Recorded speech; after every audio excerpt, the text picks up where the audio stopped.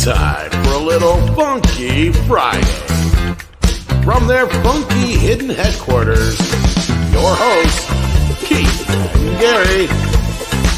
Not Jay.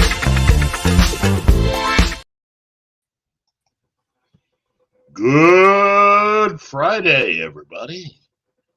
Wow. We've made it. Another week down. Indeed. How's everybody doing today? Oh, I'm doing good. Indeed. Marte. Good. Yes. Doing fine too. Happy So, that I could. Happy that you could what? I could continue with my renewal of my passport. There you Then, go. then we'll still have 2 more months to receive it, and then I can start the process for the visa. We'll see. Yeah. Then you come up Well, and visit us. Yeah. Have a good old time. Yep. Let us hope. That's the plan. That's the plan. But if they reinstate the border controls because COVID, Yeah. I'm gonna be screwed. Yeah. Well, we can always hire a coyote. Nope. No. Too old for that. We'll take this all one day at a time. But hey, you know what? We can continue this back and forth, but let's just go ahead and say hello to everybody in the chat. It's Penny, everybody. Wow. Yay. Anima Confusa. Wow. FKHC 2005. Otherwise known as Tim. Tim. Wow. Okay, that's a little extreme. That is a little extreme. I've seen that movie. Bush McFadden. Good for you, Tim. Yeah, Tim, that's all good. Yeah. Lucky you. Kingsport Cows here. Mrs. A. Bush McFadden. Good to see you here, my friend. Yep. Haven't seen him in a minute. Oh, yes. We're still gorillas. Yeah. Well, Kingsport Cow. soon Thank enough. you very much, Benny. Okay. Well, today we're going to talk about Disney. And while, it's easy to dunk on Disney because, they make it like that, there are also some positive things. There are some positive things. Well, this but, morning wasn't too positive for them. And straight to it. Yeah, their stock dropped to $80. It's since come up to it's like $1.80 or $81.75 right now. Last time I looked, anyway. And that is all because Spectrum and Disney are squabbling over the price that they're charging for ESPN. So ESPN's gone dark on Spectrum, which means, and they're in the largest television market in Los Angeles, and they're the second biggest cable company. Well, and so both their stocks went down. Spectrum got hit a little worse, but my question is, how much is going to be enough for the investors? At what point do they? Tim says that closed at 81.64. So what are you talking about? Armed insurrection or no? When are they gonna bounce out the current people running it and get some different people in there running things? Because that's going to cause a look. I agree with you, but that's going to cause a big mess. So replace them one at a time. That's still going to be a mess. Who are you going to start with? Oh, who do you think? Bob Iger. You know what? Yes, we could bounce him out. Are we going to end his contract that he has for his Oh, that's consulting going to group? cost money. Yeah, I forgot about that. These people in their contracts. It's like pulling weeds. Yeah, It's like battling Hydra. cut one Cut out, off one head, show up. two take its place. Yeah, I mean, I'm not saying this is not going to be possible. It's going to be a long, arduous process. But strictly speaking, business-wise, I'm not going to try to get into all that other stuff. If you strictly speaking business-wise, this is going to be a tough thing to pull off. Personally, I think Bob Iger should go ahead and bring in a team, kind of like the team that he had take on Lucasfilm, and just go through first and foremost all of the businesses that he's acquired since he's been the head guy. Yeah. Go ahead and fix those. You know, like say the next one should be Pixar. I don't think Pixar is going to be as bad as trying to clean up Marvel at this point. Because with Pixar, that really is about just firing a bunch of people and replacing a bunch of people. But the only problem, they lost all their good employees. And you need to turn around and start going after people. Yeah. It's good old fashioned headhunting. You know, Yep. Look, I think as of right now, if you were to change a lot of the culture and get rid of a lot of the people who have caused problems at Pixar, I think it might be easy to bring certain people back. Not everybody, because your really successful names, your big names, are currently working for a corporation that can afford to give them everything they want. So it's going to be a few years. Yeah. But you can at least get some of the people that they trained, some of the people that aren't making the big bucks right now, and have them come in and tell them, look, we're going to give you an opportunity to help us relaunch Pixar the right way. Do everything you were taught correctly to do. And do that here, do that now. And basically get a lot of these jokers out of Pixar so that all of the new people that have been hired can learn how to do it the proper way. Yeah. Because here's the thing. A lot of these people, and this goes for everything, a lot of the people that have been hired under the people who have been running things these last few years, here's my question. If you're one of those people that have been hired by the people that are currently just killing this company, how much faith do you have in the things that you were taught by them? If you're one of the newbies.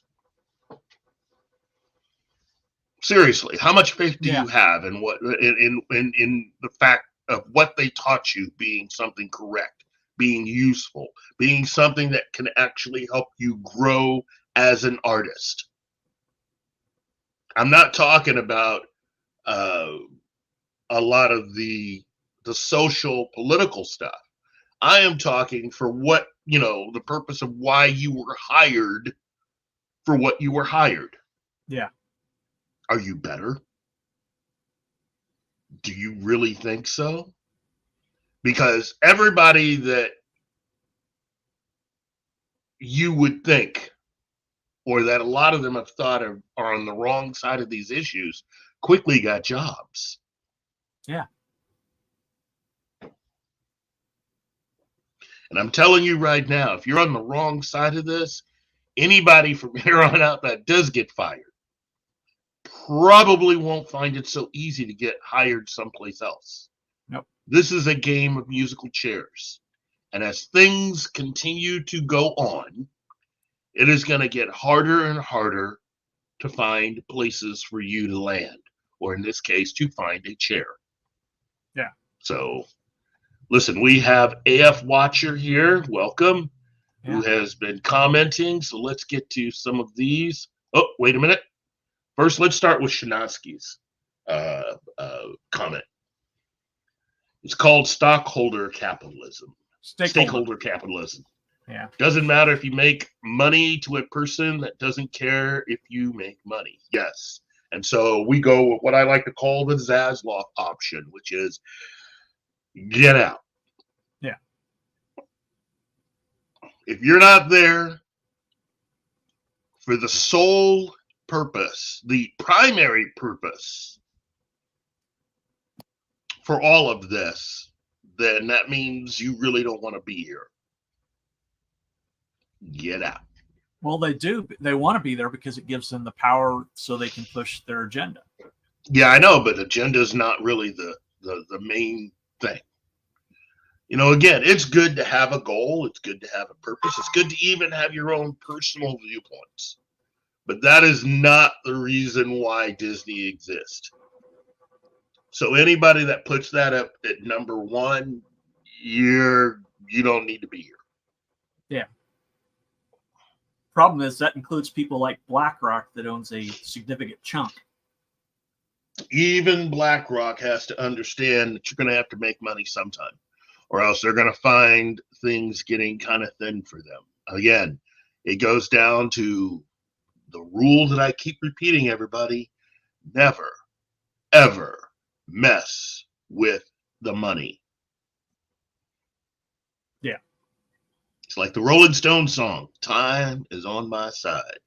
There's a lot of you out there that are younger than me thinking that you could outlast a lot of these people. That's fine. You probably can. You've got youth on your side. But I'll tell you this much. It's going to get kind of thin for you, both in terms of being able to pay your bills and being able to eat in the meantime. Although what I've been saying for a long, long time is that all these people with money who have a particular agenda that they want to push should just go ahead and start their own studios. Yeah. I mean, you know, let's go. Let's get this going. Let's see if what you are able to produce is as good as what we're able to produce. Let's put it out there for the general public to decide with their dollars. Let the market decide. That's how it's supposed to be. And if you can't do that, well, that's a you problem. Yeah. But it still brings me back to my original question. At what point are they going to have enough that the investors are going to say, look, we can't do this anymore? An open revolt might be next. But I mean, if you can get that going without going to that option, because to me, that's the nuclear option. That really is the nuclear. You're going to have to shut down Disney, basically, if it gets to that point. I'm not saying it's going to have to be shut down for a week, but it will shut everything down. And if it gets to that point, then it's basically indiscriminate firings at this point. Because once you shut something that size down, it's going to take time to bring it back. And if everything's shut down, you might as well just fire whole departments and sort it out later. Yeah, they should put me in charge. I'll come with a whole box of pink slips. I'm not worried about the pink slips. I'm worried about all of the attempts and the minor laws. Look, we're going to keep the legal department in business for quite a while. They're doing that. You know, Not everybody's going to have a case, but then you're going to have that one or two that just happens to have a particular type of contract. And that's the thing about all this. We don't know what's being done right now. Yeah. Added to people's contracts just so they won't be fired. Well, and those you put them in a corner, put them in an office. They keep getting their pay. They just don't have any responsibility anymore. I'd give them something to do. I would give them something to do. Here, you can supervise the janitors. So harsh. The janitors have done nothing to hurt anybody, Nate. That's true. I shouldn't do that to the janitors. Let's see. AF Watcher 88 says, let's see. He wants to know. Big Papa. Tiger. I think it's supposed to be Iger. Yeah. It actually down with the struggle. They have to look at Christian Smalls for how to do a union, which means class solidarity. Maybe. There's always a way to crack that nut. Yeah. There's always a way to get through.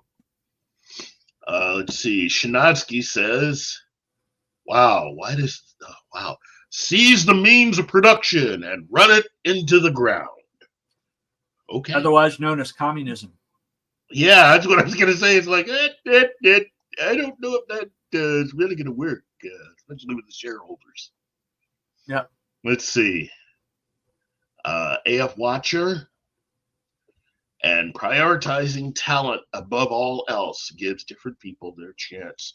But start small and mentor them while the vets handle the heavy work for now. Yes, AF Watcher 88. That's what I've been saying. That should be done at all levels. In fact, as of today, they could go ahead and do that right now just with Marvel Comics. They could take care of a lot of problems with Marvel Comics right now. You hire back 5 to 7 veterans, people who have worked for Marvel Comics, people whose work is undeniable. You bring in some newer names, people that at least show some promise. You have them with those people. And then you bring in all of the new newbies. Yeah. All of the ones who haven't done anything yet. It's going to take, at least for Marvel Comics, that's going to be at least a good 5 years of straight up working to be able to flush the system. Yeah, I would call up like somebody like Chuck Dixon or Graham Norton or Nolan and go, hey guys, you want to come run Marvel? Well, not everybody's going to say yes. Yeah, I know. And of the ones that do say yes, they're going to charge a lot. My thing is bring in people who definitely want to do it. See if you can negotiate something so that they're not breaking the bank, because that's the last thing you need to do. And just go ahead and start making some good content. Okay? And then you turn around, you go to Kevin Feige, and it's like, hey, man, do you really want to go forward with what we're trying to do here? Do you really, really, really want to stay with Marvel and create some really good content? Now, I know you're all about political messaging. There's nothing wrong with that. There's a place for that. We can put that in as many different things that come out as possible. But if I were running Disney, I'd have to look him in the eye and just say, look, man, right now, I need to know if you're ready for what comes next.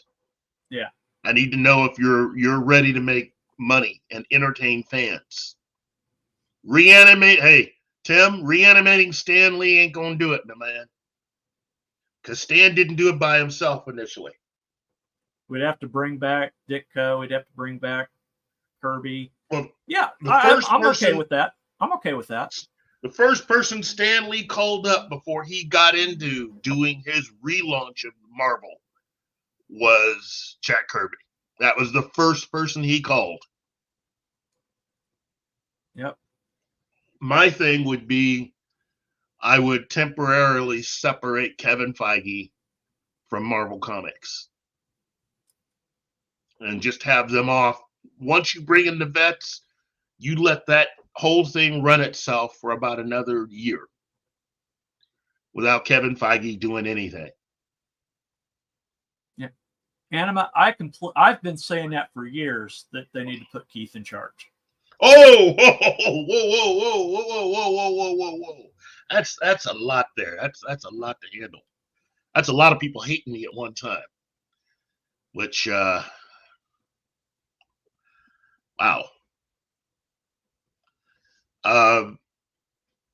Yeah, Don, Range of Power.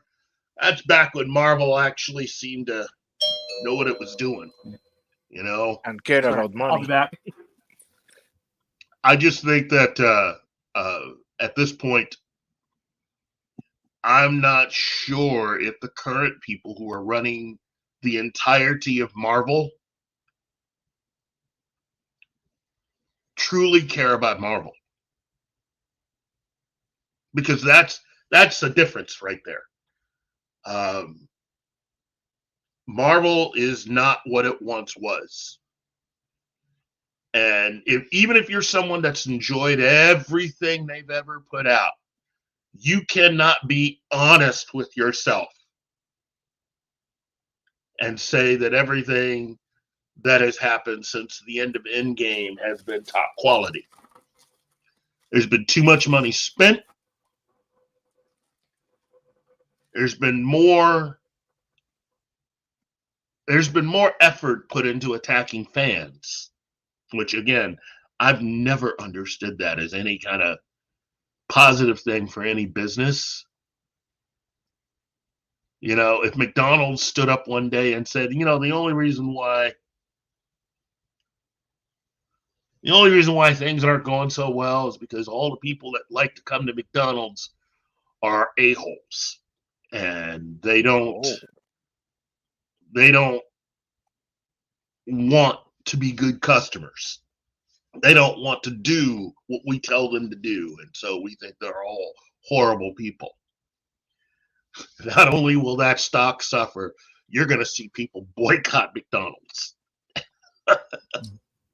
Sorry, I had a delivery shipment. Ordered something shipped from Walmart, and apparently my store fulfilled it and just dropped it off. Wow. Well, you throw an extra shekel in there. I went t-shirt shopping. Yes. What'd you get me? Ooh. That is nice. Hold on, make that full screen. Let's make that full screen. Put that back up there. Okay. Go ahead. Make that full screen. Oh, okay. And let's take this down. Oh. Wow. Optimus Prime. Because I can wear the $9 Walmart shirts now. Welcome back to the club, my man. I got a Nirvana. Nirvana. Yeah. Yet another Star Wars shirt. Oh my God. Wow. Oh my God. That brings back so many memories. Wow. I just got a couple more. Hey, take your time, my man. This all fits Spider-Man. in. But see, it's all Disney. All Disney related. Well, some of them are. Some of them are also that. And I got me a new AC/DC shirt. Back in Black Tour 80, 81. I remember 80 and 81. I was in junior high. The fact I can spend $9 on a t-shirt now and it fits is happy for me. Congratulations. Seriously, congratulations. That's all good. So, look, let me sorry to interrupt the show there. Oh, everybody's right. Everybody's having a day with your t-shirts. Yeah. I would ask everyone here. Oh, wait a minute. What? No, I'll say also Don Ranger's Power. No. Oh, go ahead. Oh. I also picked up when I went to the store because I had to go get my medication and stuff. They had some new shirts where they're switching out some of the old designs, and I got a new TMNT shirt. That's the old animated show Yeah. graphic, You not mean- the You mean the original 80s show? yeah. It's got Yeah. them on it, not the current piece of crap that is already on streaming. Look, I already have quite a few Teenage Mutant Ninja Turtle fans that hate me. So, Yeah. because I'm the one that had to admit that I'm not a fan of any of that, with the exception of the original comic. I was never that much of a fan of the animated series, because in my opinion it strayed a little bit too far from what the comic had. And still some people walking around that don't even know that it has a connection to Marvel Comics and Daredevil. Yeah. You know, I mean, it's meant to be, as far as I'm concerned, everything Hollywood has done since they've gotten a hold of the Turtles has basically turned it all, in my opinion, into Batman 66. You can love it, you can like it, and you can do whatever you want to with it, but if you say you're a fan, but you've never read the original comics, Yeah. I wasn't able to get a first print. When it first came out, I wasn't able to get a first print. The best I could get was the second printing. hey, still, Yes, but that's- you've at least read those. Yeah. And when it came out, that comic, even the second printing, shot to like $80. Yep. There's a reason That's how for hot that. That's how hot that comic book was. First of all, it If was they- small press, so it was limited print for the first run. And they See- increased it for the second run. By the sixth run, it was starting to get diluted. If they gave me control of the Teenage Mutant Ninja Turtles, my first job would be to go out and get me people connected to that are big fans of really Shaw Brothers. Oh And yeah, I would definitely. I would do it like that. That's what I would do. I would use I would basically do what Sam Raimi tried to do with his run on Spider-Man as the director, which is the first volume of what they did in the comics is exactly what we would follow. Yeah. If it wasn't in the comics during that run, I don't care what it is, not doing it. And as far as I'm concerned, all the masks are all the same color. Yep. You can only tell them apart by the weapon they wield. There you go. And So, I mean, something, if I was in charge of Turtles, the first thing I would do is call up Marvel and go, hey, let's do a Daredevil crossover. right?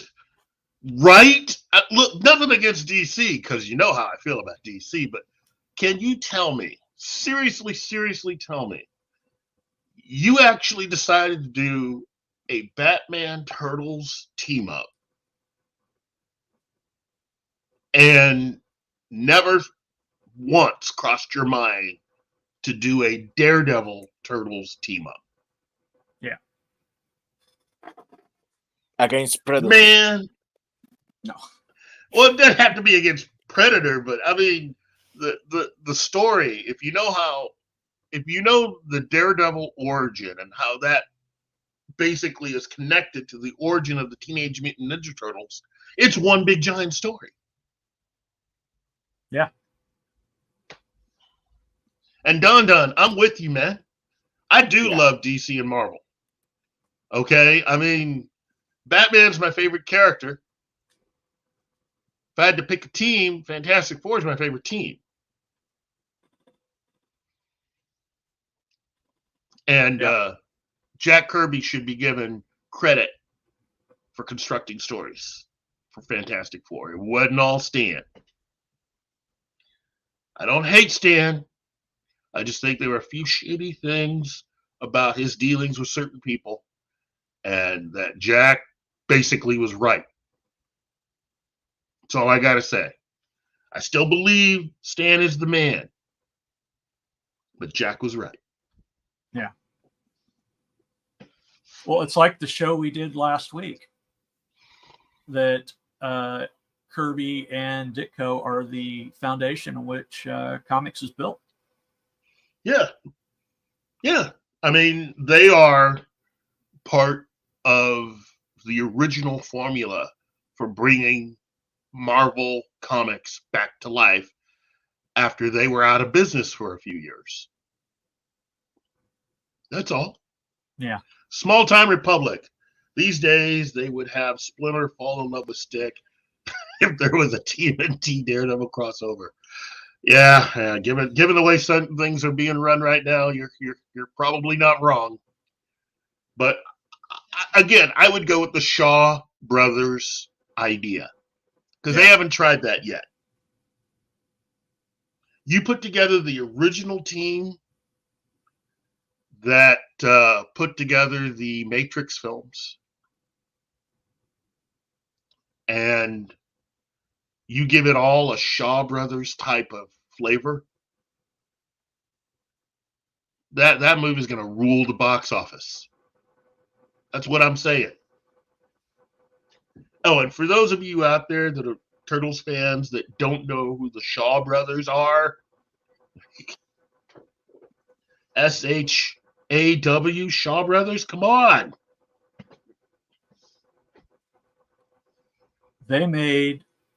They were a prolific maker of martial arts films in the 60s, 70s, and early 80s.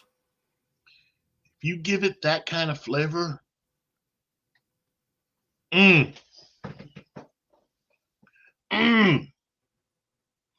Tim, I know you know who they are.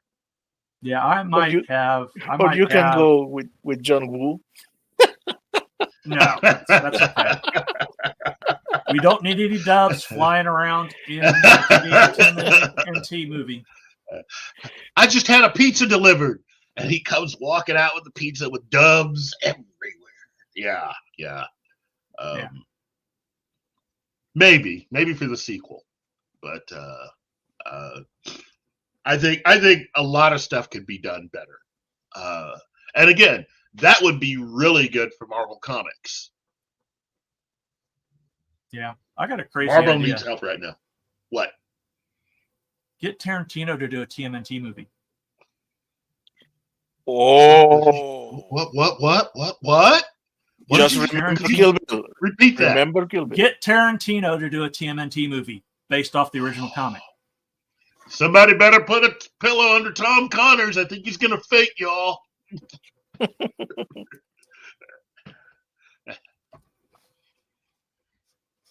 Games for God. How come I take it you don't like that idea? Oh, no, the exact opposite. But you know how Tom Connors, I got to say, you do know that Tarantino's probably his favorite director. And he loves the Turtles. So you just combine two things. I mean, you just, ooh. Hey, Mags. Mags is here. Hello, Mags. Welcome to the fun. Good to see you. So that would, we've already covered. It's always really good to see you, Mags. Yeah. Really. We've already covered Pixar and we've covered Marvel. Although, let me roll back to Pixar for a moment. It's time to step up. Okay? Only one Pixar movie has been made that has any connection to Marvel Comics. Only one. And that's Big Hero 6. Yep. Given what these guys are capable of, how many here would at least like to see all of the original Phase 1 actors come back for a massive Pixar movie, animated film? Oh, you could bring them back to do voiceover. That would be That's what I mean. easy. Getting them back to do voices is a lot easier than getting them back for a movie. Yeah, but that's what I mean. A big Pixar animated Yeah. film. You know, what would you do, though? What would the story be? Personally, I wouldn't care if they got everybody to commit to coming back for that. And you started it off with 3 or 4 major writers from Marvel.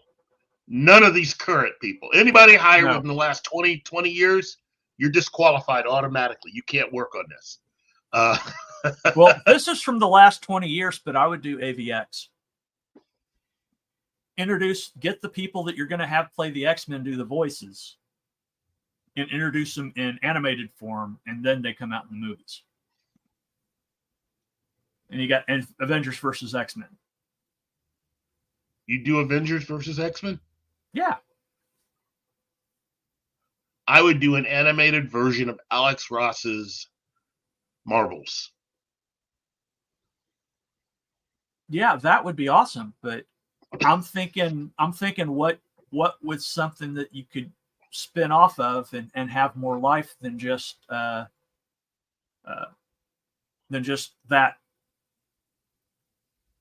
where everybody's a lot older.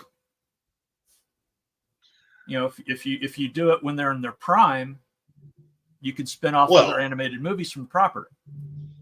I mean, I see what you're saying, John. I'm just saying that I would do Marvels because it's a love letter to Marvel Comics, at least of the 60s, really the whole of Marvel Comics.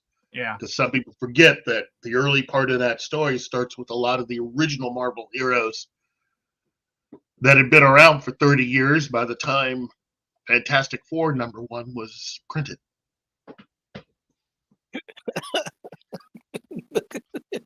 Y'all done lost me.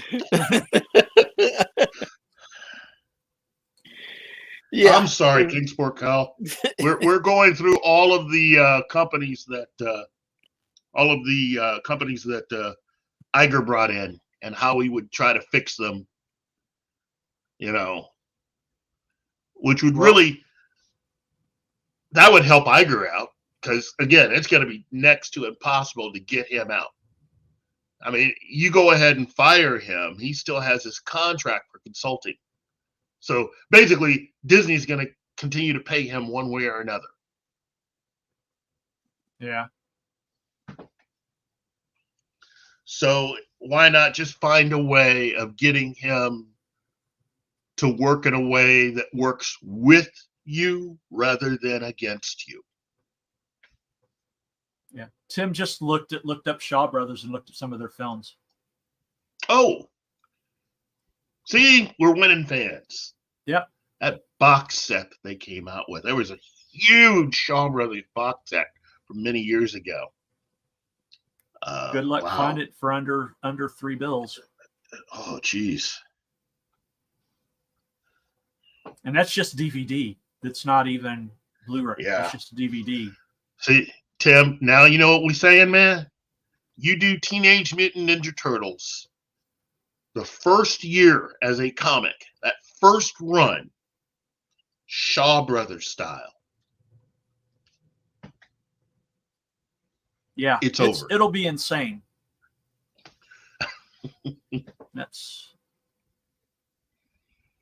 It's all about bringing in not only new fans, but bringing back all fans.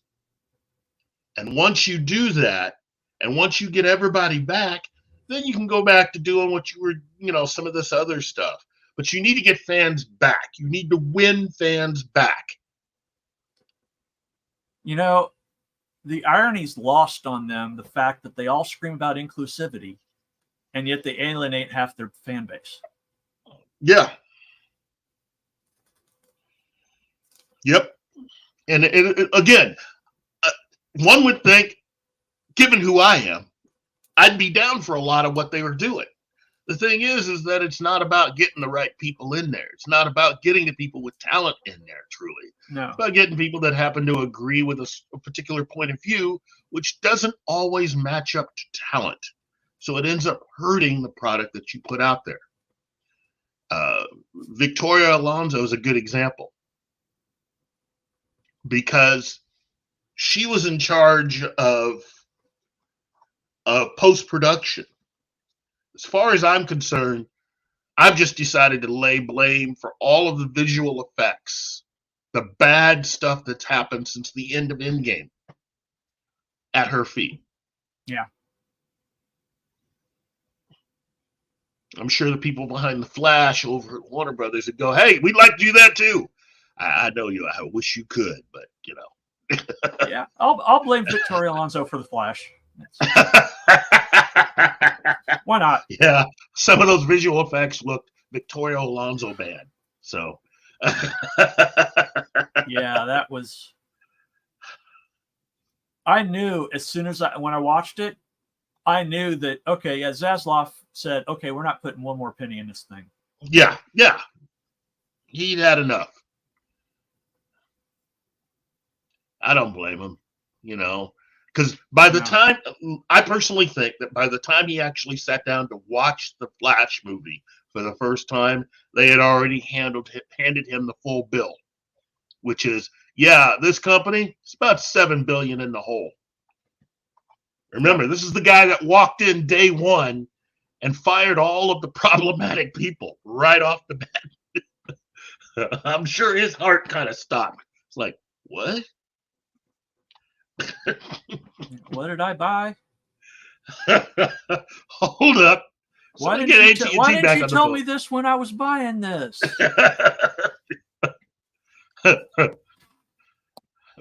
You got some people hating on Zaslav because they think he's too reactionary.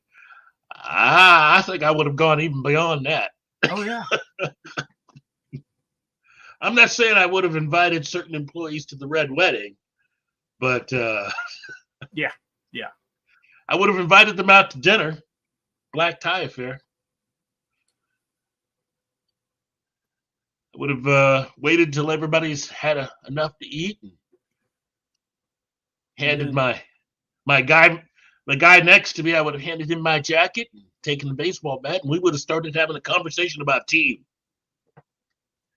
teamwork. Yeah.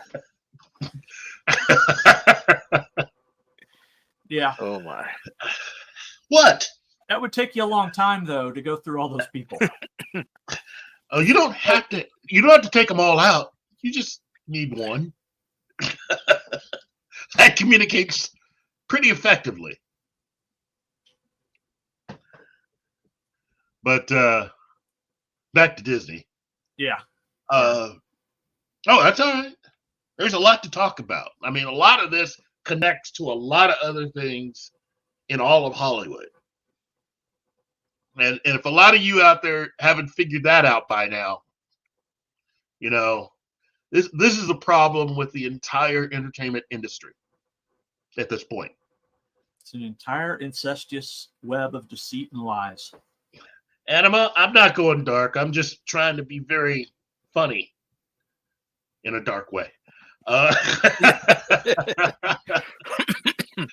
And for those of you who think, oh man, Keith's losing, he's going to kill people. It's called The Untouchables. It's Academy Award Yeah. film. Go look for teamwork scene on YouTube.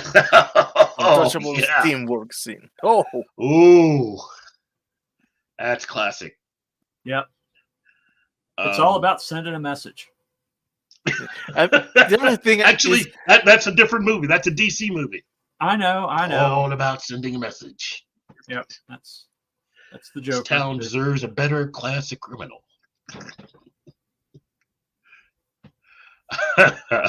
Again, one more reason why Disney needs to be fixed, why Marvel needs to be fixed. Again, I'm going to keep hammering this home. You can say all you want about DC and their films, but DC has 2 major Academy Awards. Yeah. 2. not for visual effects or anything. That's easy to win. Everybody wins those. But 2 awards for acting. 2.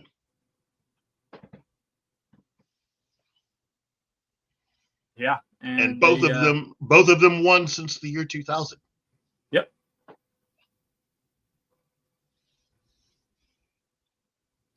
Both of them deserve too. Oh, heck yes. Heck yes. Both for the same character.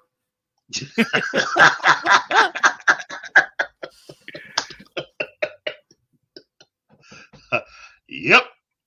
Ding dong. Yep. And what little I've seen on, just to veer off again, everything I've seen for the sequel to Joker looks phenomenal. I will admit, I thought it was a desperation idea. I really did. I'm still not sold on Lady Gaga as Harley. I'm gonna trust the process. I'm gonna trust the creatives on this one. Okay, this project really was to save a certain person's backside, but that person, it didn't work for him. He still got fired. But if we get a good movie out of this, I don't know if it's going to make it. Oh, go ahead. They've earned about $1 billion worth of benefit of a doubt. So I'll at least give them that much. For the amount of money that film was made for, and this is also embarrassing for the MCU. Okay, Joker. If Joker had been an MCU film, it would have been the cheapest MCU film ever made, with the biggest return. The budget they spent on Joker is what they should have spent on Black Widow. Yeah. And Shang-Chi. The budget they had for that first Joker film was about the same as what they spent on the first John Wick movie. Yep. Of course, it made a lot more money than the John Wick movie did. True. I'm sure they did. Yes. Yes, it did. But, wow. I think it made like 700 million more than John Wick did. No, John Wick did 5, didn't it? So. Yeah, but John Wick never lost money. Nope. You could definitely say that compared to, say, like Indiana Jones. Yeah. It depends on okay, Tim, the cost should really depend on the script. Okay. But here's the thing. If there are ways to make films cheaper. Okay. Yeah. When you make a film like Infinity War and Endgame, you should expect to spend well over $100 million. That's definitely 150 million, almost 200. You could, I could see that. Yeah. I could see spending that kind of money, given all the talent, both behind the camera and in front of that camera. You're spending about 150 million, easy. Yeah. Okay. But if what you're doing is comparatively a simple story, even if you have a lot of action, all that means is you got to spend a little more time. If you're making an action film, then outside of the director and producer, who's the most important people on that? It's your stunt crew. Yep. Your stunt coordinator and your stunt crew. You spend however much time to get everybody ready for that. And if you do it right, you don't have to break the bank to make good movies. I tell people, look at how much the Bourne films were shot for. Yep. Wasn't it about 40? Heck, look how much Hellboy and Hellboy 2 were made for? Those were closer to 50, though. Actually, I think both were made for more than 55, but both were made for 50. less. Both were made for less than 100. So yeah, both of them together were cheaper than Black Widow. Yeah. and they told Guillermo, "Oh no, we don't want to give you 150 million to make the third one." Okay. Yeah. Remember, that second film, Hellboy 2, even I thought that film must have been made for $125 million. And it was made for less than 100. Yep. If he could do that for less than $100 million, think of what he could have given you for $150 million. The third movie. That's what he should have given us.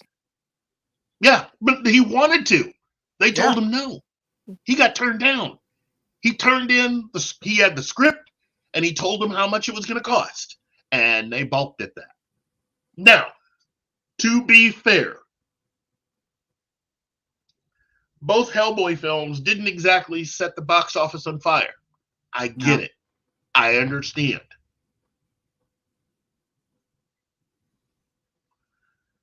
$150 million.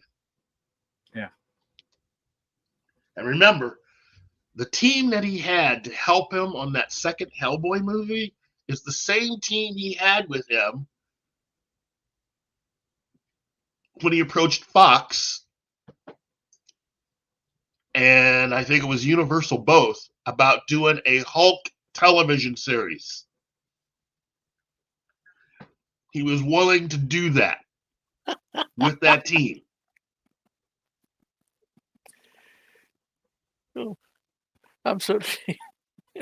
Wow. Just reading this anecdote from him. Oh, girl. No, you have to solve that issue anyway. You have to see those three movies, the extended version, at least once in your lifetime. I watched I spent an entire day watching all three extended versions back to back. Wow. You're my extended hero. versions of Lord Lord of the Rings. Yeah. I watch it one per day. No, that's my holiday viewing. Last time I did that was before The Hobbit, and then I felt bad because The Hobbit wasn't worth all that effort. No. Hey, you know what though? Even for those that didn't like the Hobbit movie, a lot better than what we've been getting from Marvel Studios lately. Oh, hell yeah.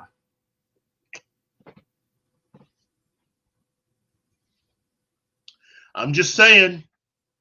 Just saying. Yeah. Things have gotten to the point where it's really is time to start approaching talented people and maybe not try to pay attention, maybe not try to worry so much about making films that fit together, and start taking a page out of what Warner Brothers was doing, which is just individual films, and letting people come in and do those things. Peter Jackson doing a Savage Land movie. Oh, yeah. Yeah, you can feel that one, can't you? Oh, yeah.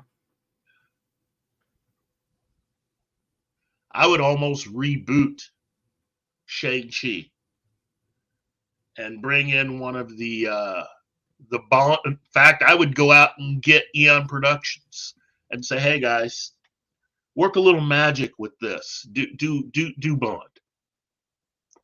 Do Shang-Chi the way he should have been done."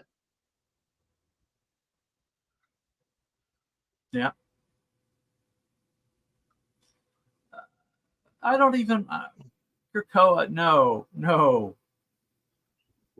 That's just awful. Is he Kingsport talking new Gal. Marvel stuff? Yes. Is he talking? Krakoa. The new X-Men thing in their island. Okay. And Intervention time. And make, I don't want to deal with. Make Paul Feig direct that one. I don't want to deal with the Scott Summers, Wolverine, Jean Grey throuple. Yeah, can't. No. I say go for it, man.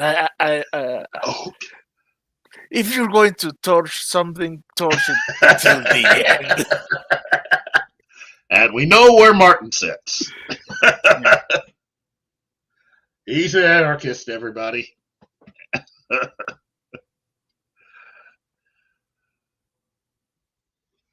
Hey Tim, that's a good movie. And a lot if you have not seen that movie, everybody, you should check it out. They Shall Not Grow Old. Heck yeah. Yeah. It's a good movie. And Cal, not that kind of threesome for me. Sorry. Oh man, I tell you. It is. Yeah. Yeah. Yeah, but that takes on a whole new meaning given what they've been doing with the X-Men the last few years. Yeah. We should get Kingsport Cal, Lady V Element, and Ariel Ballet to write that script. You know what, Kingsport Cal? Here's something. I'll go ahead and greenlight that if you can make that movie for $50 million, all told.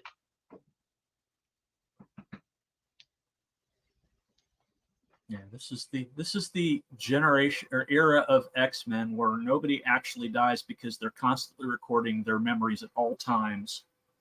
And when they do die, they just make a new one. Yeah. And then the ones that have been gone, they vote on to determine if they're worthy to bring back. Well, you heard about. Well, I remember a conversation between Jor-El and Sod about that practice. Yeah.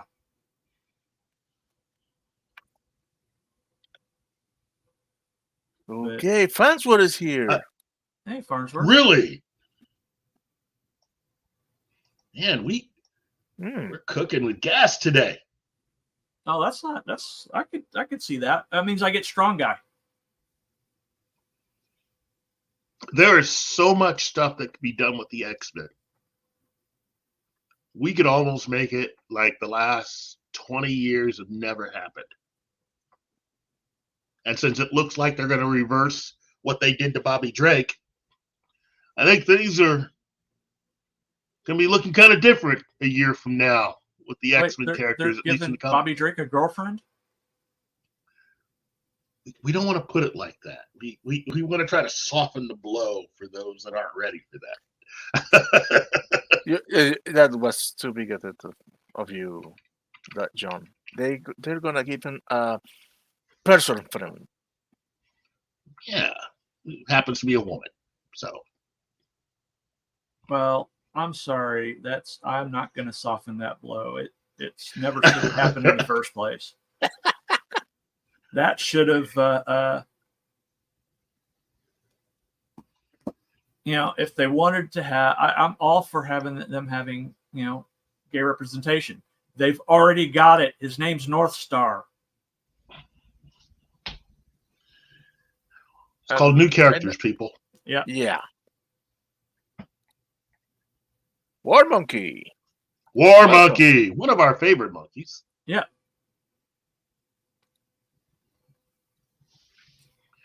Anyway, look. So we've discussed now Pixar and we've discussed Marvel. So let's go to Lucas. Man, you just can't wait, can you? Let's go for Lucasfilm. Now, look. I think by now a lot of you out there have watched Ahsoka. And there are many different views of Ahsoka. You got the people that love it. You got the people that think it's all right. And you got the people that don't love it. Yeah. There's room for everybody here. But let's not kid ourselves. Ahsoka isn't doing the kind of business that it should be doing. Nope. If you had launched this 3 years ago, people would have been all about it. It took If too you had long. launched this 5 years ago, it's on the front cover of every major magazine, every website, every YouTube show is talking about it. Now, not so much. That doesn't mean anything. I mean, it's still early in the show's run, okay? Yeah. But We haven't even gotten the main event in the show yet. War Monkey, hold on. War Monkey, what's going on, my man? Yeah, that's a thing. Okay, I like a good slow burner. I don't have any problems with a story that does not go into shoots and kicks in the first 5 minutes. I don't have problem with that, but it is getting like a leitmotif in these Disney shows in these Star Wars TV shows. The action is taking its time to start. There's too much setup. Yeah, well, this last episode of Ahsoka really made it hard for me to take my stance of it's all right, it's pretty good. Because this last episode was boring as heck. Well, I wasn't. for what I saw of some of the fight scenes, they definitely need a better choreographer. Yeah. And again, Ahsoka is supposed to be this powerful Jedi, right? Not really. She never ended her training, and he's more of a roguish, and she even doesn't like to be called a Jedi. Yeah, she's No, not a well. Jedi. She left the Jedi Order because she just somebody Yeah, the Somebody order is framed her- located there. somebody framed her and the Order didn't have her back. So she was like, screw this, I'm out of here. And she it's having to hasn't tell. she hasn't gotten over that yet. She No. still have that grudge. Well, that's the thing. The fight style. Since episode 1, prior to episode 1, the way fans saw fighting with lightsabers, the best saber showdown you saw was Return of the Jedi. Yeah. And then you saw episode 1. Duel of the Fates. And people like me saying, dang, it's too bad Obi-Wan got old.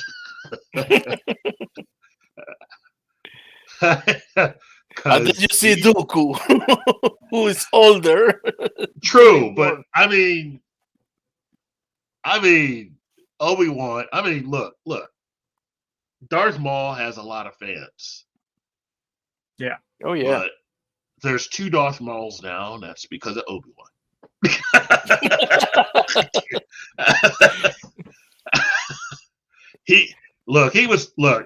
Maul had been training for a long time. And so had Obi-Wan, but Obi-Wan was still an apprentice. He hadn't yet taken the trials. Took him to the woodshed, son. He got taken to the woodshed. So Yeah.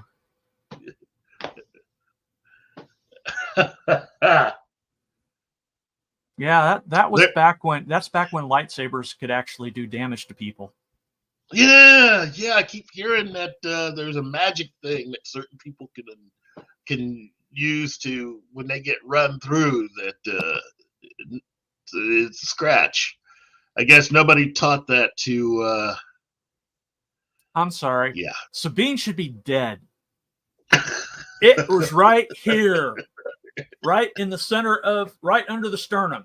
She's dead. Sabine? Yeah, Sabine should be dead. It wasn't off to they show it off to the side, but that's not where it was when it was in the show. No, the stab was in the side. No, the Wasn't in the stab was chest? the stab was just under the sternum. I watched it. I Spoilers. slowed it down. Spoilers. Okay, I'm gonna take She your shoved word, but shoved the lightsaber right under her sternum. oh well, Spoilers. they're going back to the classic, like Flash Gordon. You Spoilers. remember that? He was just about to die at the end of the episode, and at the beginning of the next one, there was a little retcon. Spoilers. Yeah, no. Spoilers. Sorry. For those that haven't seen it yet, spoilers. Yeah. I apologize. It's still kind of new for people. Some people, not everybody.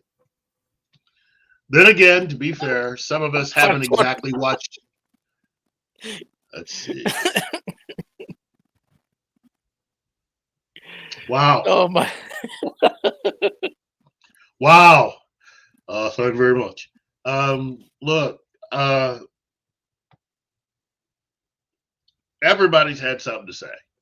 It's easy to see that as a whole, Star Wars is no longer where it once was 20 years ago. Nope. And it doesn't look like Ahsoka's going to get it back to where it once was. So, personally, from some of the scenes that I've watched, they definitely need better lightsaber battles. Yeah, they do. Because Obi-Wan, even as an apprentice, with the way that Ahsoka fights, could have taken her out. Every fight that I've seen with Ahsoka in it, she's like the Charlie Watts of Jedi. You music fans out there know what I'm saying. She is like the Charlie Watts of Jedi. That's the thing, though. She isn't like that in the comics or in the cartoon. This is just for I the know. live action that they don't have a good fight coordinator for that. Yeah. For those that don't know, Charlie Watts, former drummer for the Rolling Stones. Yep. Famous for having that facial expressions that sometimes seem like he was pretty much not into what he was doing. Definitely not into what the band was doing.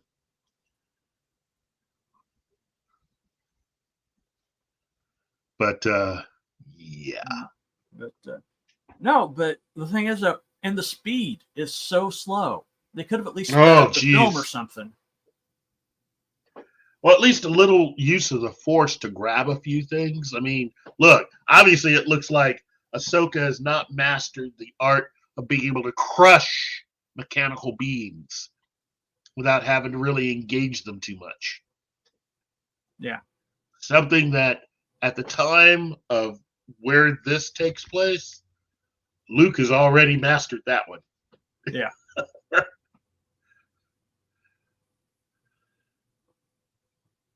Well, I mean, she has always been kind of a brawler, more than a brawler than a Force user per se. It's good to know. But, Then again, well, I haven't watched every single thing with her. I'm one of these Star Wars fans that That's it's undeniable. It's a problem that to understand the character that you must first watch a ton of content. I got to spend the next year or two watching a bunch of other stuff before I can enjoy this, which makes enjoying it difficult. And if I, as a fan, think that that's problematic, think what the non-geek nerd fans think. Yep. So anybody that, is getting mad because it sounds like, seems like people are just constantly dunking on this. Well, there's a reason. There's a lot of stuff working against this particular show. Personally, they should have just manned up and did a live action Rebels movie. Yeah. Which That's is really basically what they should have done. That's what this is. That's what they should have done. Yeah. Leave Ahsoka off to the side, and instead of using Heir to the Empire, should have created something original for her to do. Rather than make her, this person tried to seek out Thrawn, whom was handily defeated by Luke, Leia, Han, Chewie in the original stories. Yeah, which aren't you canon anymore. So I have a theory. I don't either. I have a theory. It's Okay. We had KK saying that first they scrap everything or scraped everything. Then KK says we have nothing to start from. We have no books. We have no stories. We have nothing. I feel, and it's just a feeling. It's a very loose theory that there are at least one or two people who are trying desperately to bring back something, some pieces of what was lost, but they do not have neither the opportunity or the full talent to do it right. However, if that theory is right, I still commend that person or group of person that are trying to rescue something. Yeah. You They're know not what, trying hard Martin? enough, though. You know what really should happen? I think we should go, and anybody except Dan and Dave that worked on Game of Thrones should be brought over to Lucasfilm, and we should just do a whole Knights of the Old Republic. Yeah. And we bring in someone like, say, let's see, let me think of a name. Somebody who's dependable, somebody whose writing can give us a little something. Who should I pick? Taylor Sheridan, they couldn't afford him. No. Not right now. They couldn't pay him enough.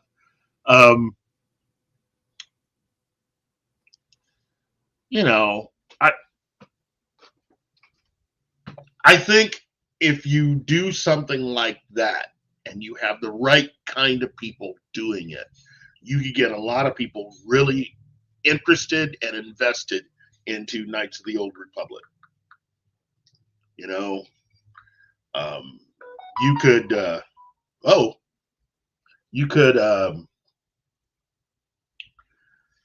There are a lot of actors who you could bring in.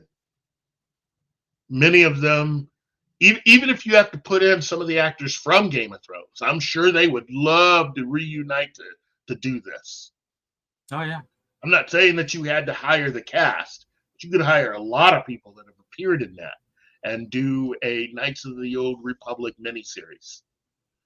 10 episodes. See, that right there.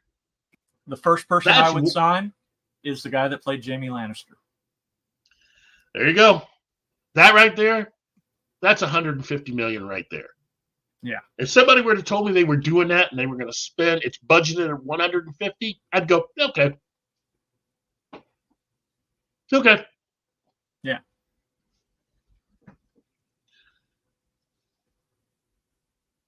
Oh, Anima, I understand what you're saying about House of the Dragon. No.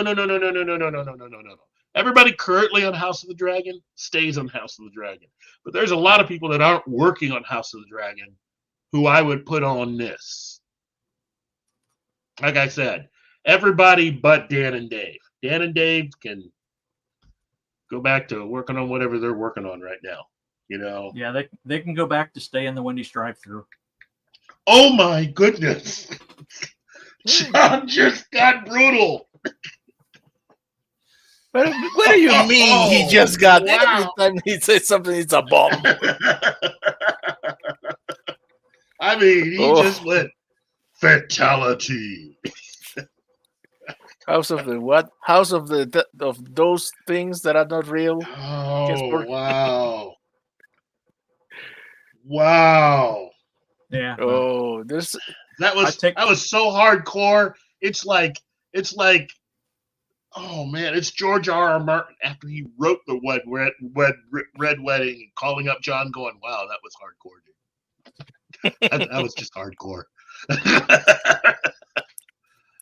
I'd even put George R.R. Martin on this. I'd bring him in. It's like, what would you do for Knights of the Old Republic? Just write something out. No. George, you go back over here. He's not going to do it. At your computer. You he's finish not that damn book. He's not going to do it. He's not going to do it. He has done so much. My theory is he's finished it, and it's only to be released after he dies. It's good to have that thought. It keeps you warm at night. But he's wandered off too much, and has written too many other things. Look at how many books he's actually written since the last book he wrote within A Song of Ice and Fire has come out. Actually, he hasn't written that many. He's edited a lot. House of the Dragon. Yeah, which was out of an encyclopedia thing. Yeah, but I mean, he wrote all of that. Yeah. My thing is, it doesn't have to be a big old book like that. You should write something like a short story and something that can be fleshed out. And if you pair him up with showrunner or showrunners in a writer's room that knows what they're doing, 10 episodes should be easy. You bring in a lot of actors who were on Game of Thrones, along with a lot of the directors who directed episodes of Game of Thrones. And you bring in some new actors, put it in the Star Wars universe. Kids, we got a winner here. Yeah. I'll accept that argument. Not rocket science. Not rocket science. This is actually relatively easy. Yeah.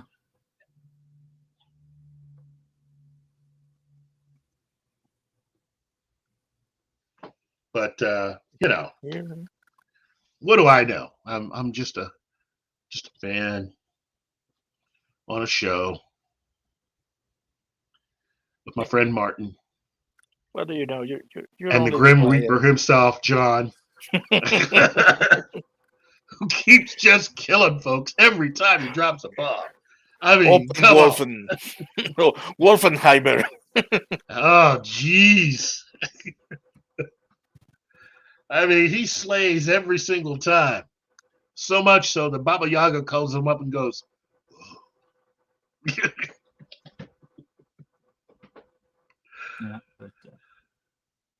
but Lucasfilm is more than just Star Wars, though.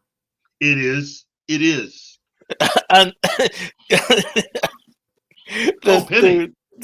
the real thing, the real funny or tragedy here is, of all the properties of Lucasfilm, Star Wars is the one who has suffered the least.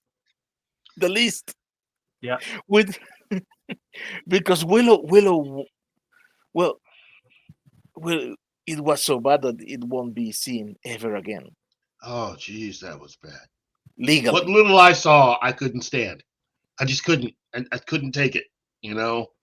That truly was toxic. What they did to Willow in that series made the funny little man from World War II with the little mustache go, that's a little extreme.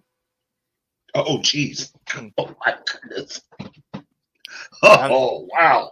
And this debacle Indiana Jones, which by the way is already available on streaming. Oh yeah, Yeah. It kicked it out on the. It's like it didn't even make. It was like 30 days. It didn't even make the 45 days. I guess it did hit the 45 days. But Yeah. Now that I remember when it came out now. So, but yeah, still either way though, it came out very quickly to own and streaming. Oh well, Turtles is coming out too, so that Mutant Mayhem or whatever it's called. But no, I could fix Indiana Jones in a heartbeat. It's called a reboot with a recast. You go the reboot. You go the reboot route. Yeah, Harrison's old. Yeah, bring in somebody new. I'll do you one better. I'll do you one better. I'll do you one better. Sebastian Stan. I'll do you one better. He should be Luke. Yeah, you're right. I'll do you one better. Okay. Shoot. Back up the truck. Bring back Harrison Ford. Bring back Karen Allen. Set the next adventure in 1999. I mean, 1999. The 1990s, right? Yeah. And given his age, because I was talking about this with Gary the other day.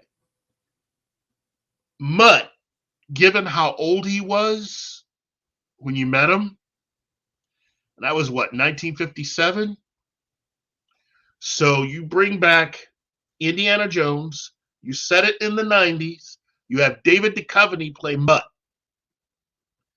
You bring in, it works. And you have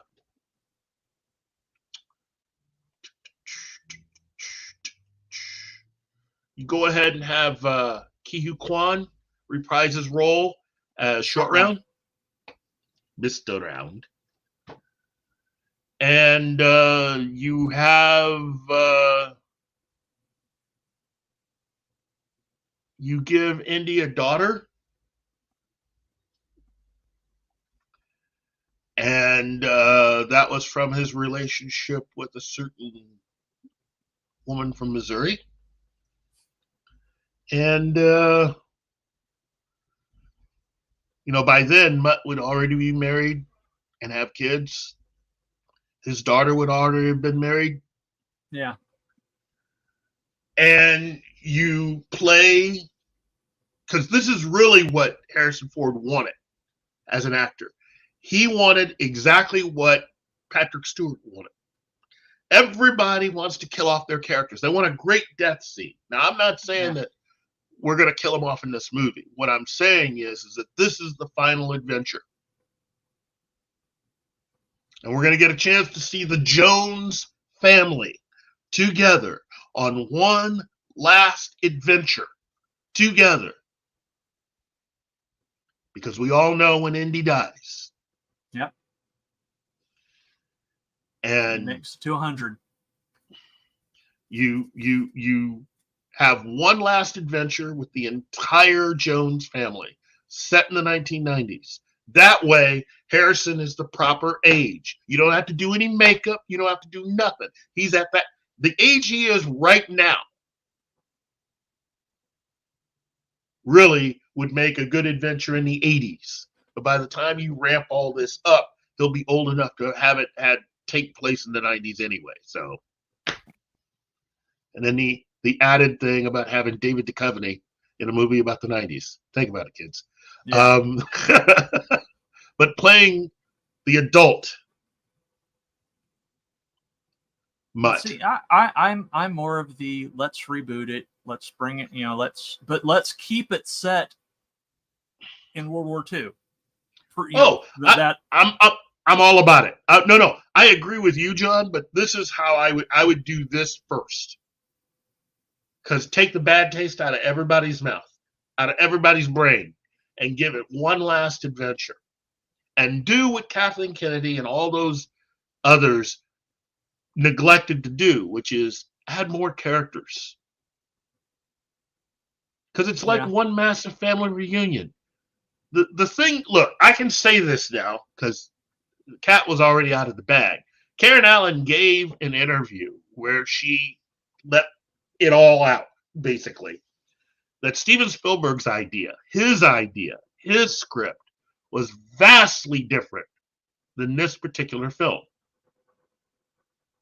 And that film was going to be an adventure with the Joneses as a family.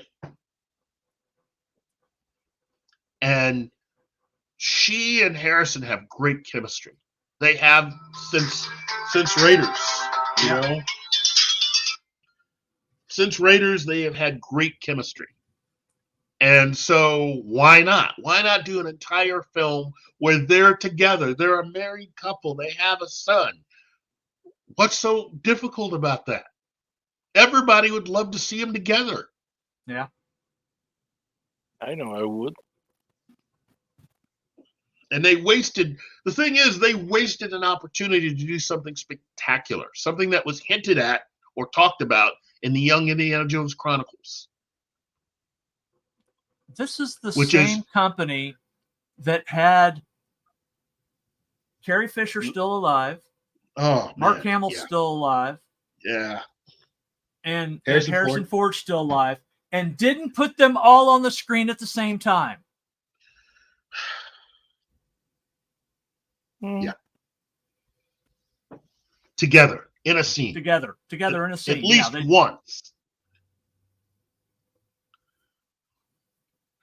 So that to me automatically says to me that all of Disney Star Wars should technically rate below the 6 films that Lucas did. Because none of the people they hired could handle writing those characters together in a scene. Nope. They didn't have enough talent to make that happen.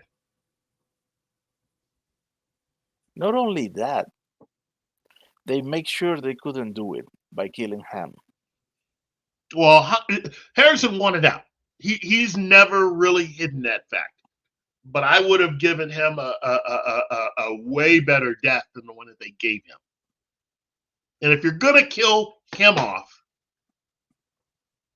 Leia and Luke should have been in that same scene and not just Chewie. Yeah.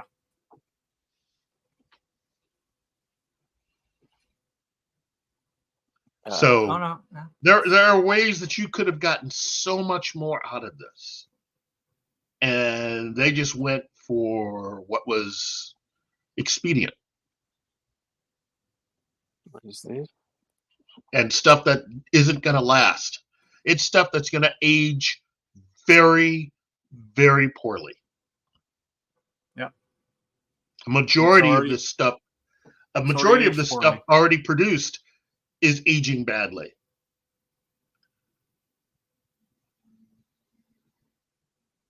I mean, not just Star Wars. The current Star Trek stuff is aging really badly. Star Trek Discovery, aging real bad. I have a question. Yeah. How long have we been using this background? No, there's a reason. Okay, keep it there. We've got Barbie next to a nuke. Right. I just noticed that. We've predicted Barbenheimer. We did it. We did Barbenheimer before Barbenheimer was the thing. I just noticed that. I'm sitting here going, Barbie weird. Next to a nuke with MTV and Mr. Spock. Yeah. And the gang from Happy Days. Yeah. Well, I just saw that Barbie was next to a nuke, and I'm like, okay, given this summer, yeah. Yeah. We did predict that. Yep. I wouldn't even go that far, Tim. There's no need to have a flashback. There's no need to do any of that. We just cut to the 90s. The entire Jones family. Because really, there's no need to really try to explain stuff. They're a family. That's all you need to show. You show them. You know how they did everything with the original Home Alone. That's how you show the Jones household. Yeah. When everybody's visiting.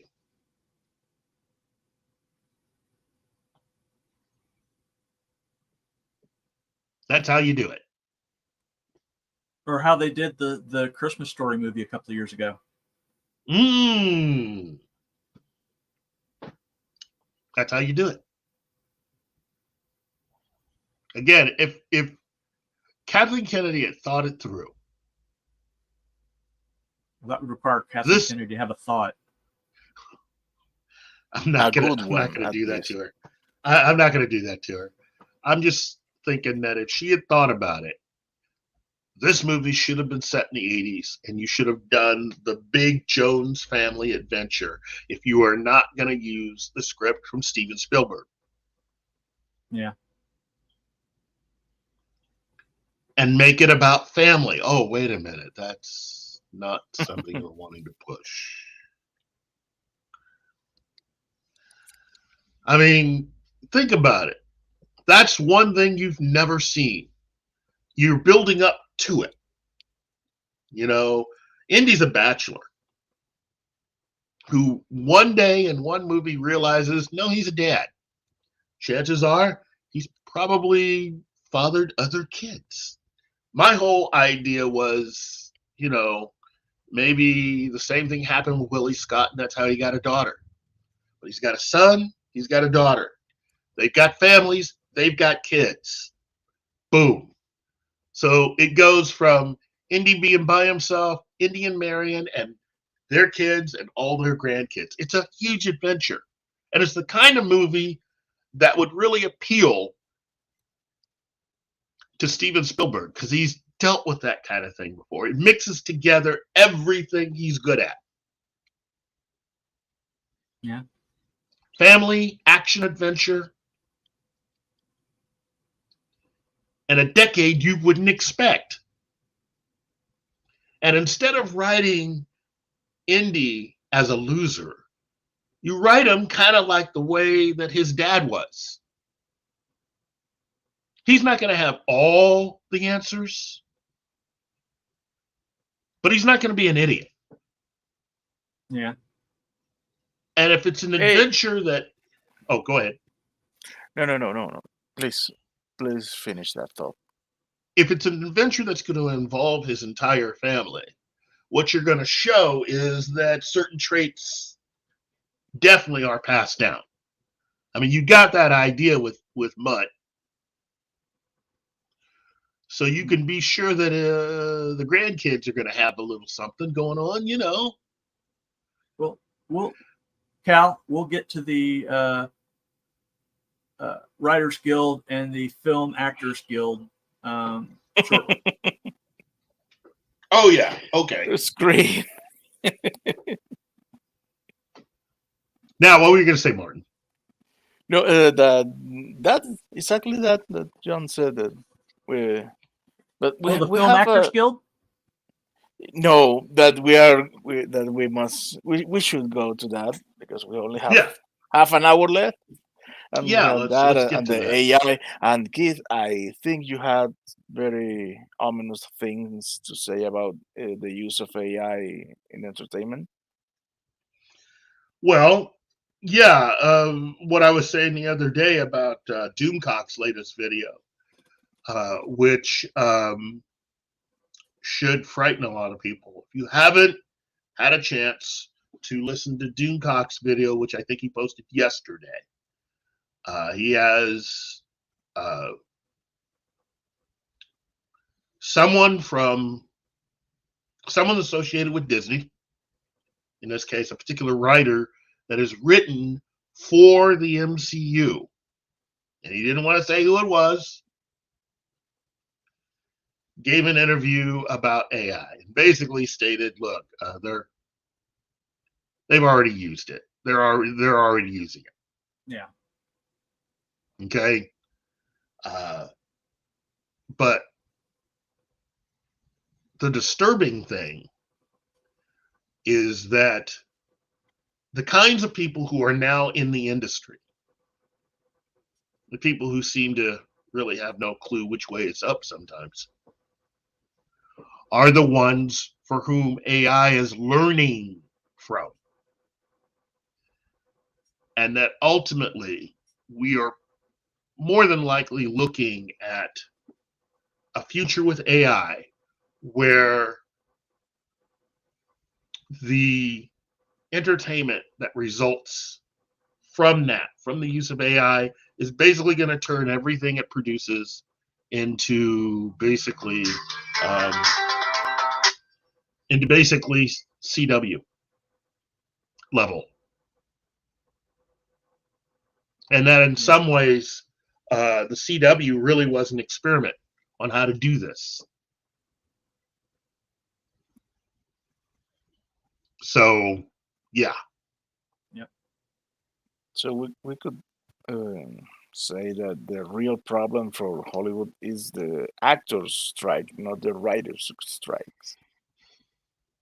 No. It really is the writer's strike. Yeah. It's both, really. It's bad timing. And it's making, look, I will say this. The longer this strike goes on, in many ways, it's a good thing for Disney because it allows them to save money in a way. And they need money very badly. Longer the strike goes on, the more they can save because they don't have to pay anybody, realistically. They're not shooting any movies. No. No TV shows. Yeah. Yep. I don't know. It again, there really is no real upside to having a lot of this bad stuff happen. Look, I'll tell you right now, the writers definitely needed something.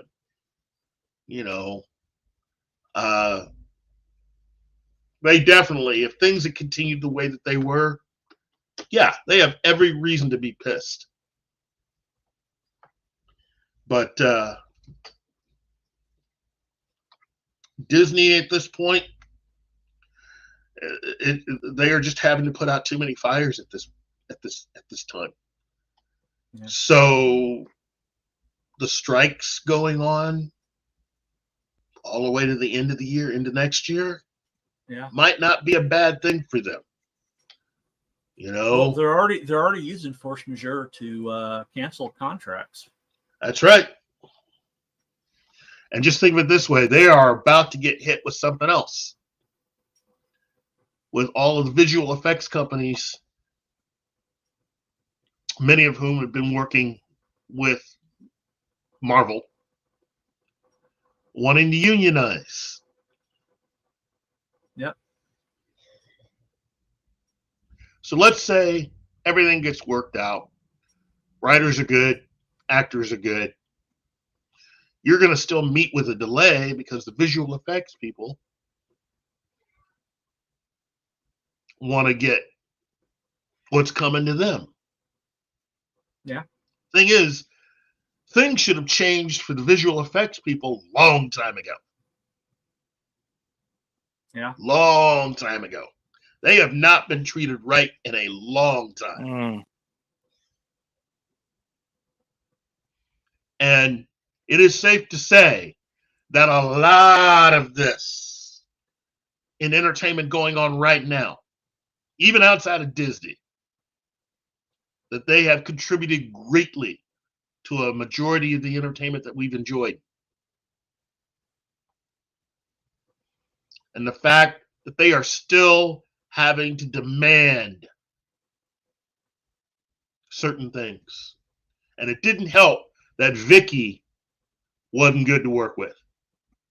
Oh, no. I mean, how bad do you have to be to piss off all of the visual effects companies? Because that's only going to make the MCU harder to deal with.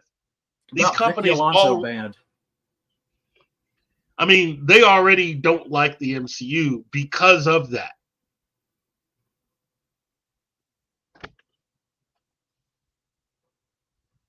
So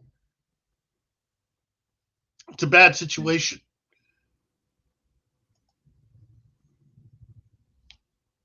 Yeah, well, I think a big part that would help with Disney with this is put out less movies. I could help with some things. Reduce the amount of movies. That's less pressure on the visual effects. Yeah. It's not the amount of movies; it's the amount of reshoot and changes over. Oh, yeah, that's got to stop. Scrapbooking. Yep, that's got to stop. Yeah. Basically, make sure you've planned out everything and stick to the plan. No more of this. Yeah, we need to go back and look. Some reshoots are actually built into the original plan for how you shoot a film. Yeah. Sometimes even a television series. But when you scrapbook, when you start to call actors back in long after you've already finished production, you know, what was done with Rise of Palpatine. I mean, Skywalker. That was insane. That was insane. At the very to me, that particular production, even though her contract would not have allowed it to happen, but with that production, everybody outside of KK should have been fired. No, KK should have went too. There was no way to fire her for that because of the way her contract was. Yeah. Outside of it, yeah. If you could have gotten away with it, if Iger could have he would have fired her right on the spot. That's insane. For the amount of money and time they were filming on that. Yeah. With just weeks to go before the premiere of the movie. So if you're still shooting that, think of how much time then the visual effects people have to have in order to get it all to look right. Yeah. Every time you reshoot something, if there's a lot of effects in it, you need them to do that.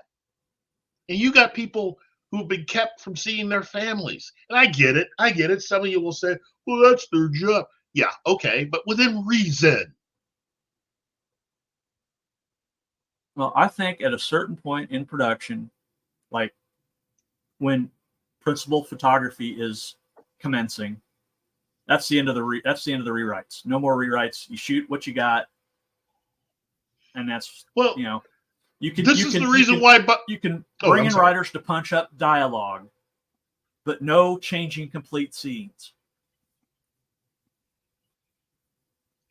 This is the reason why Bob Chapek wanted to put together the committee that he wanted to have everybody take their ideas and put them out there. It's kind of like this. It's a modified version of what Pixar had been doing for a lot of their films, except that it's you representing your company and you are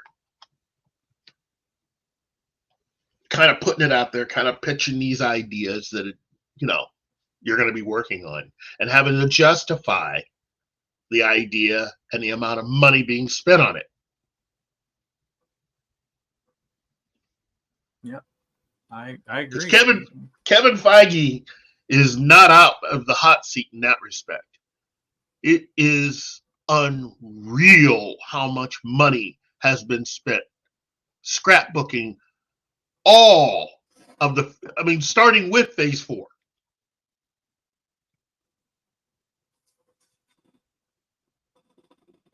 Sorry.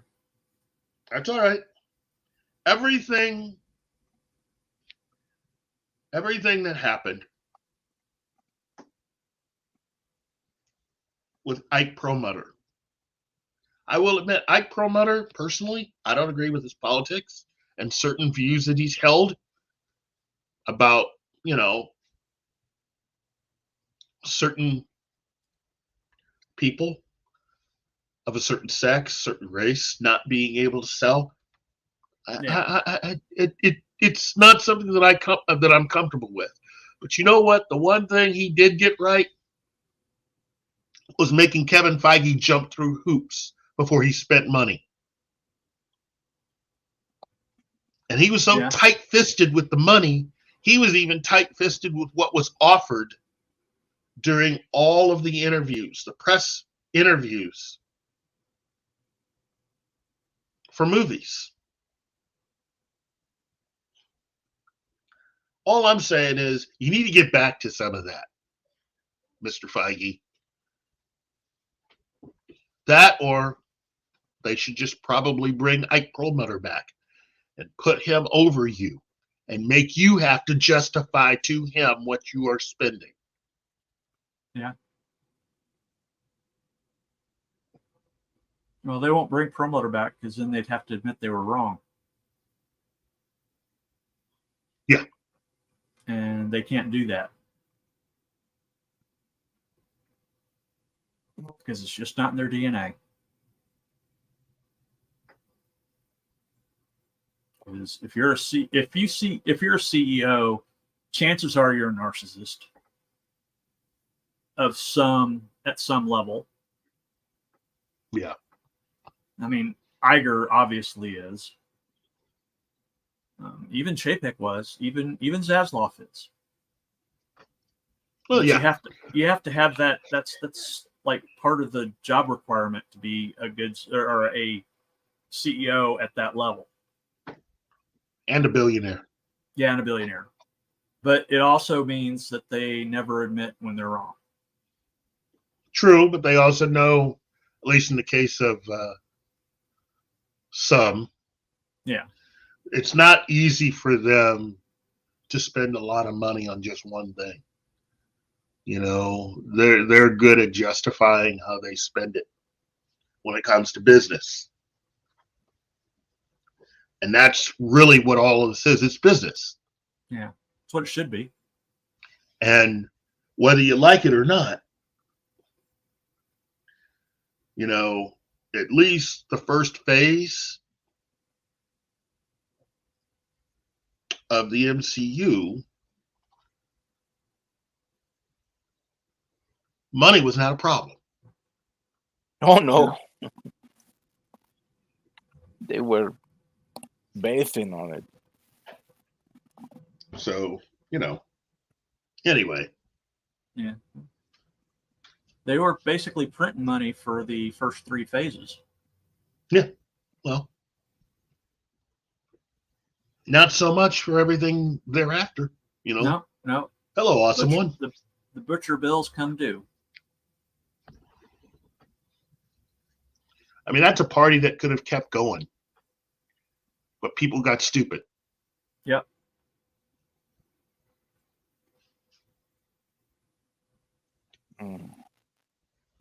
So, again, Joker, John Wick. Understand, all 4 John Wick movies, total production cost equal to this most recent Indiana Jones movie. Yeah. And are arguably of better quality. I think more than arguably. Okay, yeah, I was trying to be nice for change. I mean, there were 4, and people wanted more. Built an entire, and 4 films that built an entire universe from scratch. A universe where everybody's an assassin. There are no normal people. And they're about to launch a limited series. Yep. And another movie. Yep. Ballerina. So either Kevin Feige and Kathleen Kennedy are just no longer very good at their jobs, or the people behind John Wick are just magical. I would say it's the first one. I think they've lost their edge.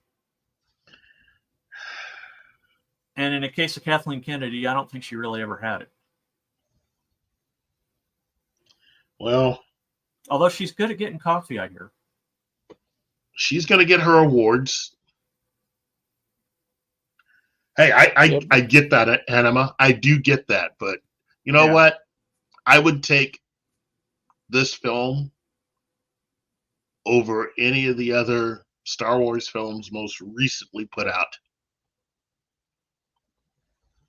by Lucasfilm. Yeah.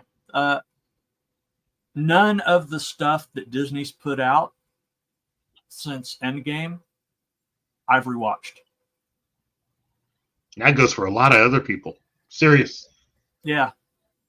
Same thing with Star Wars. Everything that Disney Star Wars has done, with the exception of Rogue One, I have not rewatched.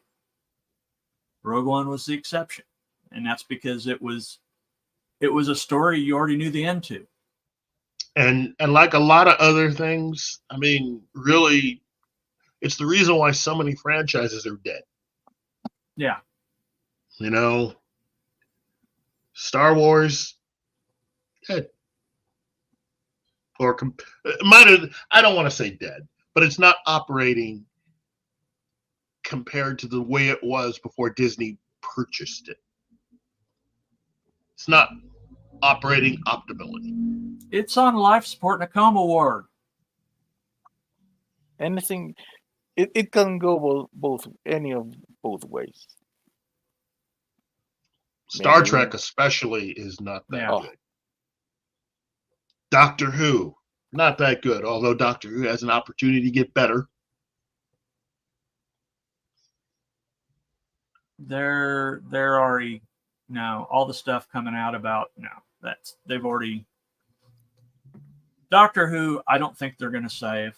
There's just too much interference from BBC and others about who they can hire and what their storylines have to be.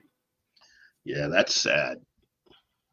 You know what? We could have talked about Doctor Who for this episode because technically, because of the contract they signed with Disney, technically Doctor Who is now temporarily a Disney problem. Yeah. Well, they're distributors of it. They're really not. Yeah, but I mean, you know. Yeah. I mean, there's at least one thing that is consistent with Disney as far as the entertainment they provide, and that's Bluey.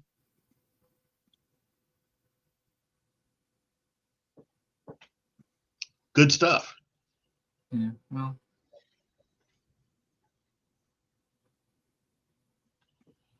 Last time I saw my grandkids, we watched that together. It's good stuff. Okay.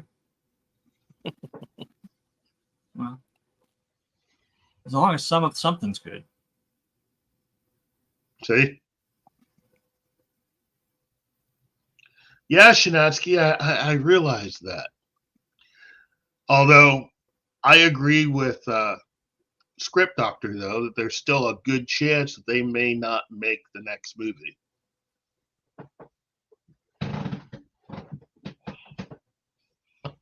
It didn't make all the money it was meant to make. That isn't to say that it didn't make any money, but it didn't make the amount that they wanted it to make. Well, and if they're going to do another one, it's going to cost them a lot less to make it. That's the other thing. I'm sure Zaslav told them. Yeah, no, he did.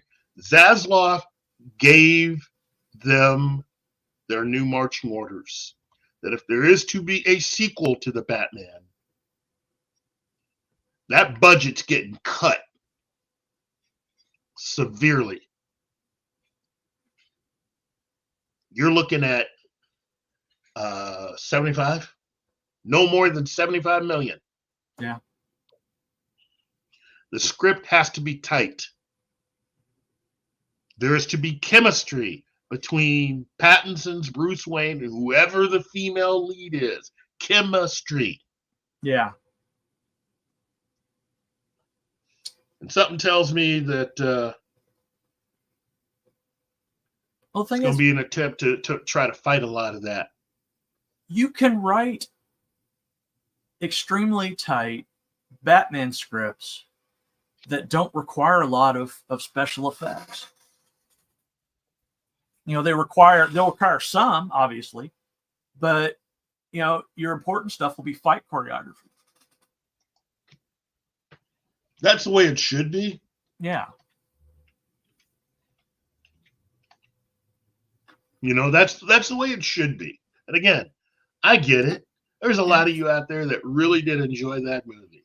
But let me just say, I'm disappointed in Matt Reeves for all that talk he did, for all the grandstanding that he did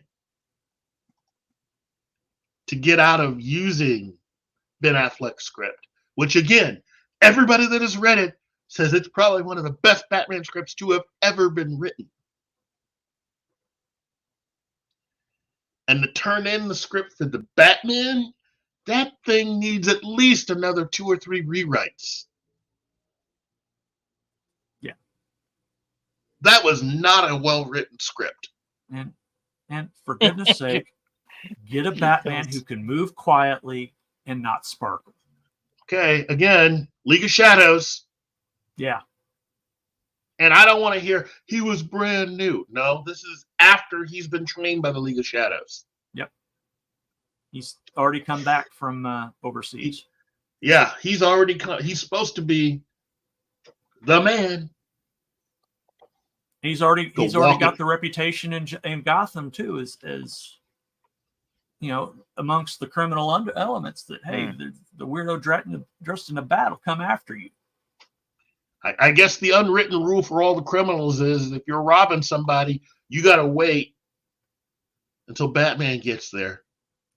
You know, if you're in the middle of mugging somebody and you hear something, you got to wait. You got to wait till he walks up. Yeah. You got to wait for him to knock at your door. Penguin, it's Batman. We need to talk. Gotta let me in. I'm Batman. Gotta let me in. Penguin, it's Bruce Wayne. I mean, Batman. I don't know Spanish. Takes me a long time to translate something. I don't know Spanish. Never heard of Google. Can't look up a carpet tool. Can't do that. Again, Yeah. I know there's some of you out there that are big fans of that, and that's fine. But there's a lot of obstacles in the way of the next Batman film, and Matt Reeves is going to have to deal with it. Because, see, for those of you that think he's going to make an argument, he's dealing with Zaslav. Yeah. He didn't make the money he was supposed to have made, so there is no argument. He's allowed to talk. Zaslav will listen.